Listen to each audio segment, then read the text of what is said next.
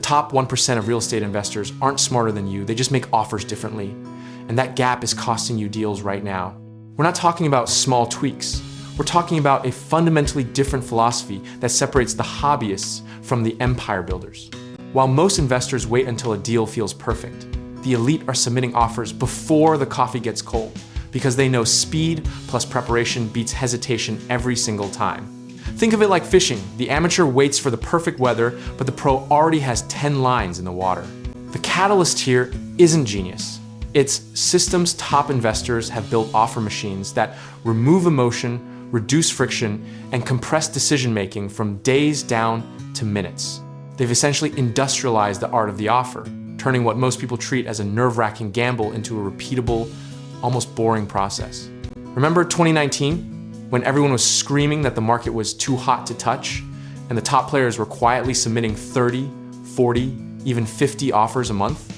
While retail investors were paralyzed by FOMO and fear simultaneously, the 1% were simply playing the numbers game without blinking.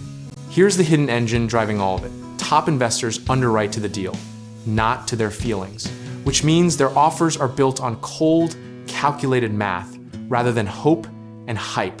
They're not asking, do I love this property? They're asking, does this number work at 80 cents on the dollar, and what's my exit if it doesn't? A lot of people think the secret is lowballing everything, but that's actually the biggest misconception holding most investors back. The 1% make precise offers, not low offers, because an insulting number burns bridges, while a well-reasoned, data-backed offer commands respect and often wins, even when it isn't the highest bid.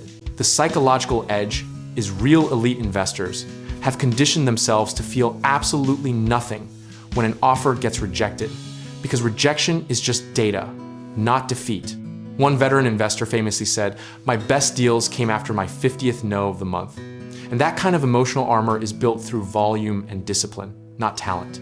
Historically, every market cycle, from the savings and loan crisis of the 1980s to the meltdown of 2008, rewarded the buyers who showed up with structured offers when everyone else went quiet. The lesson isn't just buy when there's blood in the streets, it's have your offer framework ready before the bleeding even starts.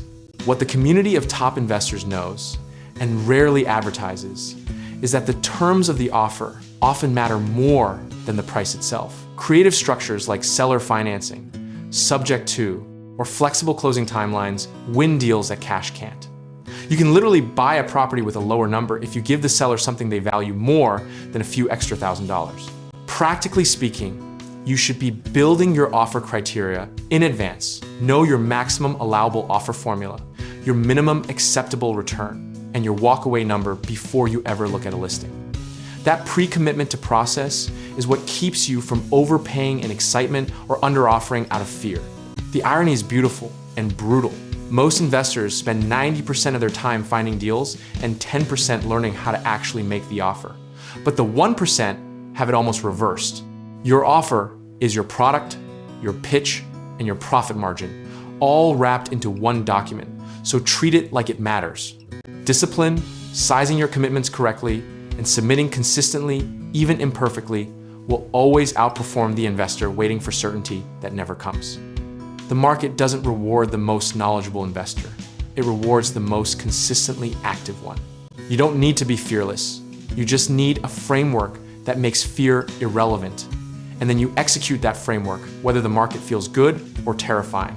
The 1% aren't comfortable because they're confident, they're comfortable because they're prepared. If you internalize nothing else, internalize this: the offer is not the end of the process, it's the beginning of the relationship.